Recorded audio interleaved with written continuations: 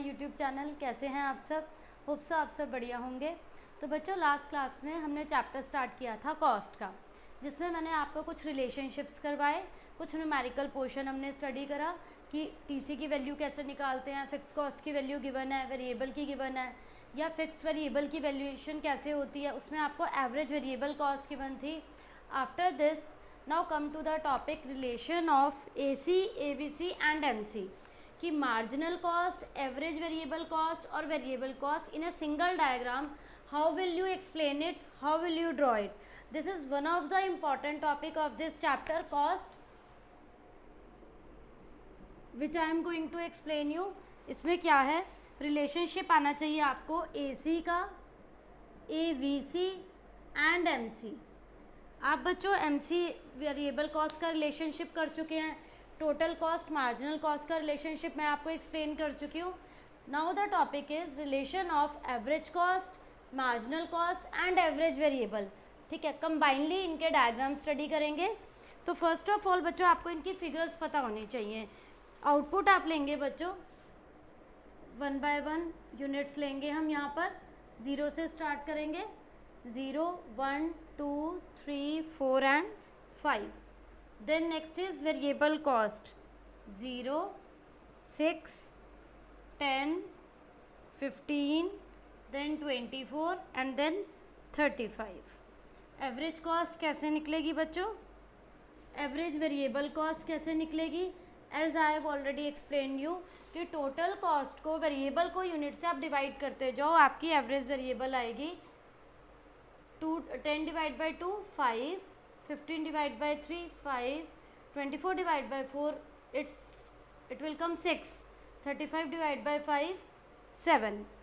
Fine. और average cost की figures आपको दे रखी हैं 18, 11, then 9, again 9, then 9.40. And what is MC? बच्चों ये आपको पता होना चाहिए कि एमसी जो है टीसी का डिफरेंस होता है. And when TC is not given तो आप टोटल वेरिएबल कॉस्ट के डिफरेंस को एमसी एज्यूम करेंगे. तो यहाँ पर इसका आप डिफरेंस लेंगे. फर्स्ट यूनिट पे सेम 10 - 6 4, 15 - 10 5, 24 - 15 9, 35 - 24 11. फाइन. अब मैं आपको इसका डायग्राम एक्सप्लेन करती हूँ. आप इसका डायग्राम देखिए कैसे कैसे ड्रॉ होगा. मैंने आपको इनिशियली बताया था आप यूनिट्स कहाँ लेंगे हमेशा, एक्स एक्सिस पर 1, 2, 3, 4 एंड 5. और यहाँ पर आप लेंगे कॉस्ट को 3, 6, 9, 12, 15 एंड 18. कॉस्ट हम यहाँ लेंगे बच्चों. सबसे पहले आप यहाँ पर डायग्राम ड्रॉ करेंगे एसी का. 1 यूनिट पे है ये 18, 1 यूनिट पे 18 है. 2 यूनिट पे ये 11 है. 3 यूनिट पे एसी आपकी क्या है बच्चों? 3 यूनिट पे ये 9 है. 4 यूनिट पे अगेन 9 है. 5 यूनिट पे ये 9.4 है, समथिंग लाइक दिस. तो इस कर्व की शेप आ गई बच्चों आपकी इस टाइप से U shape. This is average cost curve. After this अब आप ड्रॉ करेंगे average variable cost. Average variable cost 1 unit पे स्टार्ट करेंगे बच्चों 6 से. देन 2 यूनिट पे है ये 5, 2 यूनिट पे है ये 5, देन 3 यूनिट पे अगेन 5, 4 यूनिट पे है ये 6 और 5 यूनिट पे है ये 7. ये आ गई हमारी एवरेज वेरिएबल कॉस्ट. ये this is average variable cost and this is average cost. Average cost हमेशा अपर क्यों होगी? बिकॉज एवरेज कॉस्ट में एवरेज फिक्स्ड भी है एंड एवरेज वेरिएबल भी है. एवरेज वेरिएबल कॉस्ट हमेशा इसके लोअर पोर्शन में रहेगी और एवरेज कॉस्ट हमेशा अपर पोर्शन में आएगी. नाउ अब हम एमसी देखते हैं. 1 यूनिट पे क्या है 6, 2 यूनिट पे क्या है 4, 3 यूनिट पे क्या है 5, this is MC। Then 4 unit पे क्या है वो 9, 5 यूनिट पे क्या है इसकी value 11, this is the shape of MC। यहाँ पर ये क्या था आपका 9, 9.4 और ये है आपका 11, 5 यूनिट पे ये 11, ये इस टाइप से। यहाँ पर इसने कट करा था ABC को, MC की जो लाइन है ये दोनों को कट करते हुए इस टाइप से इन्हें क्रॉस करेगी। This is AC, this is ABC and this is MC। MC क्या करेगी, AC को भी मिनिमम पे कट कर रही है और AC को भी उसके मिनिमम 9 पर कट करते हुए ऊपर जा रही है। This is AC। 5 यूनिट पे क्या थी 9.4 थी, 4 पे 9 थी। तो यहाँ पर जो MC है वो AC और ABC दोनों को उनके मिनिमम पे कट कर रही है। तो इसका रिलेशनशिप आप कैसे स्टडी करेंगे, MC सबसे नीचे है, उसकी फिगर सबसे कम है। When MC is less than AC and ABC, तो दोनों AC ABC तब क्या कर रहे हैं, फॉल कर रहे हैं। AC भी फॉल कर रहा है एंड MC भी फॉल कर रहा है जब तक MC क्या हो रहा है उनसे लेस है। फिर MC ने दोनों को उनके मिनिमम पे कट करा। आफ्टर दैट AC भी इंक्रीज होना स्टार्ट हो गया एंड ABC भी। MC जब तक AC से भी डाउन है और ABC से डाउन है, दोनों फॉलिंग में हैं, ठीक है। फिर MC ने AC को भी उसके मिनिमम पे कट करा और ABC के भी मिनिमम पर MC कट कर रहा है। MC cut at its minimum, किसके मिनिमम पे कट कर रहा है MC, AC के भी और ABC के भी। फिर जब MC ग्रेटर हो गया AC ABC, वो कब होगा, जब AC ABC दोनों ने इंक्रीज़ होना स्टार्ट कर दिया।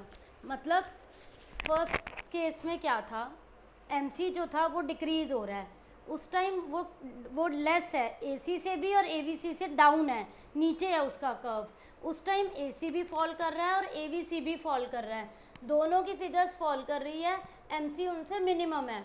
फिर जब MC उन्हें उन दोनों के मिनिमम पे कट करता है, उसके बाद AC भी इंक्रीज़ हो रहा है बच्चों और ABC भी इंक्रीज़ हो रहा है।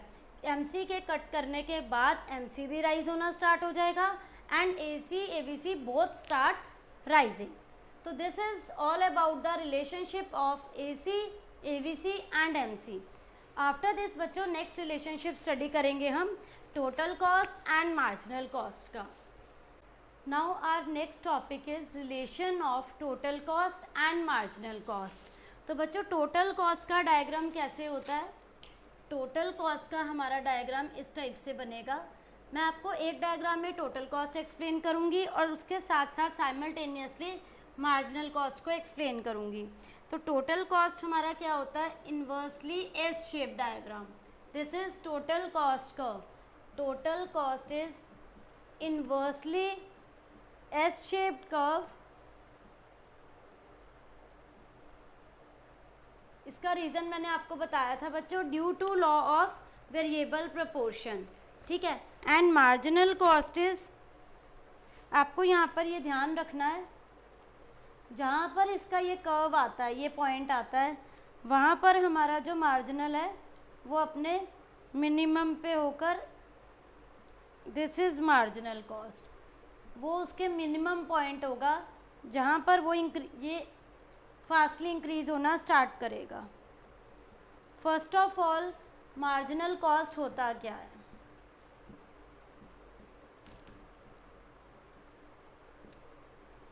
Difference of total cost is known as marginal cost. Difference of total cost is known as marginal cost. यहाँ पर क्या है, TC राइज हो रहा है डिमिनिशिंग रेट पर, TC increase at diminishing rate. जब टोटल कॉस्ट आपका डिमिनिश रेट से हो रहा है, MC इज, जब TC इंक्रीज हो रहा है डिमिनिश मतलब स्लो रेट पर, तो MC हमारा क्या कर रहा है, फॉल। फिर MC जो है वो अपने एट मिनिमम पे है, वहाँ TC stop increasing at diminishing rate, TC stop हो गया, इंक्रीजिंग एट डिमिनिशिंग रेट पर इंक्रीज होना स्टॉप हो गया। मिनिमम पे पहुंचने के बाद total cost starts increasing at increasing rate, this is the third point, वो इंक्रीजिंग रेट पे हो रहा है। Also marginal cost starts rising. Again मैं आपको ये एक्सप्लेन करती हूँ बच्चों।